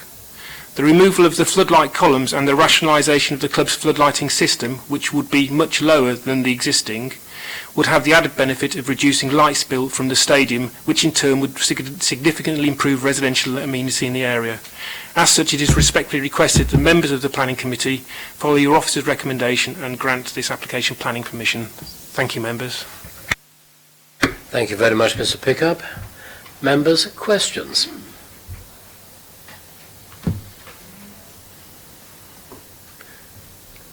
Members, comments? Councillor Stubbs, Councillor Norton. Thank you, Chairman. I mean, I'm going to support this application. I will propose it. Just as a comment, though, I do wonder somewhat about the logic. I mean, floodlights are very much an iconic part of sports stadiums, but then when you see 4 of them in the corners of the ground, I think one on its own, which without lighting on it, may end up looking more like a telecommunications mast. However, that's a matter for the club, really. If they wish to retain it, then I don't see any planning reason why we wouldn't. Against that, it's not a problem if they want to have it as effectively as a piece of public art. Therefore, I propose the report. Thank you. Councillor Norton. Thank you, Chair. Yeah, no, I totally agree with what Councillor Stubbs is saying. I think they are iconic. I think when you go across the country, you often will spot football grounds and things, and they're very, very visual, and I think it's important for our city to retain some of those iconic kind of features there, which are rich with the city's football heritage. The key thing for me is that it has little to no impact on the residents that's there, so I think there are no real grounds for refusal here. I'm happy to second. I know on a personal note, you know, my daughter likes going up on the hill and being able to spot various things across the city. I know others do as well, and it'd be nice for those sort of things to stay. Okay, thank you. Councillor Pitt. Just a light-hearted remark, Chair. The 22nd of February happens to be my birthday, and I've known all my life, because my father's a football fanatic, that the first floodlit game happened at Fratton Park on the 22nd of February. So I'm glad that that little bit of a reminder for me every year, and I don't think it's a declarable interest, unless they're going to put candles on it next year to honour the occasion, in which case it might be. So it's nice to see that reference there, because it might actually remind my father to buy me a birthday card. Are you fishing for a plaque, Councillor Pitt? Is that what it is? From the chair, I must say, as someone who was not brought up in Portsmouth and so is not by nature have Portsmouth Football Club carved on me, it's somewhat perplexing, but if they want to do it, why not? Any further comments?